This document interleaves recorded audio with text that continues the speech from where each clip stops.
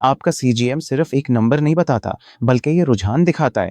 انگلی کا ٹیسٹ خون کی شوگر ناپتا ہے، جبکہ سی جی ایم جلد کے نیچے سیال میں شوگر کی پیمائش کرتا ہے۔ بلڈ شوگر میں تبدیلی پہلے آتی ہے، گلوکوز پھر خون سے اس ٹیشو فلوئڈ میں منتقل ہوتا ہے، اس لیے سی جی ایم اس تبدیلی کو خون میں ہونے کے چند منٹ بعد دیکھتا ہے۔ اسے ٹرین کے ایک سفر کی طرح سمجھے، جب ٹرین کسی موڑ سے گزرتی ہے اور دریا کے اوپر بنے پل کو پار کرتی ہے تو آگے بیٹھا ڈرائیور دریا کو پہلے دیکھتا ہے، پیچھے والی بوگیاں بھی وہی دریا دیکھتی ہیں لیکن تھوڑی دیر بعد۔ اس مختصر تاخیر کو لیگ ٹائم کہا جاتا ہے۔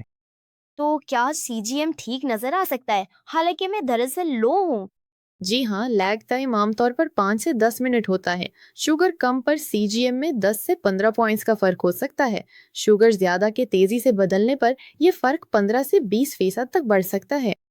اوہ، تو اگر میری بلڈ شوگر 300 ہے تو یہ تقریباً 20% یعنی 60 پوائنٹس کا فرق ہو سکتا ہے۔ بالکل ماہل، کس ریڈنگ پر بھروسہ کریں؟ اکثر سی جی ایم درست ہے جب نمبر مستحکم ہو اور آپ کی طبیعت سے میل کھائے، لیکن اگر آپ مختلف محسوس کریں، نمبر سمجھ نہ آئے یا گلوکوز تیزی سے بدلے تو فنگر پرک کریں، کیونکہ یہ اسی لمحے آپ کی بلڈ شوگر بتاتا ہے۔ مختصراً، سی جی ایم نمبر یہ دکھاتا ہے کہ آپ کہاں ہیں، جبکہ تیر یہ دکھاتے ہیں کہ گلوکوز کتنی تیزی سے اور کس سمت میں حرکت کر رہا ہے۔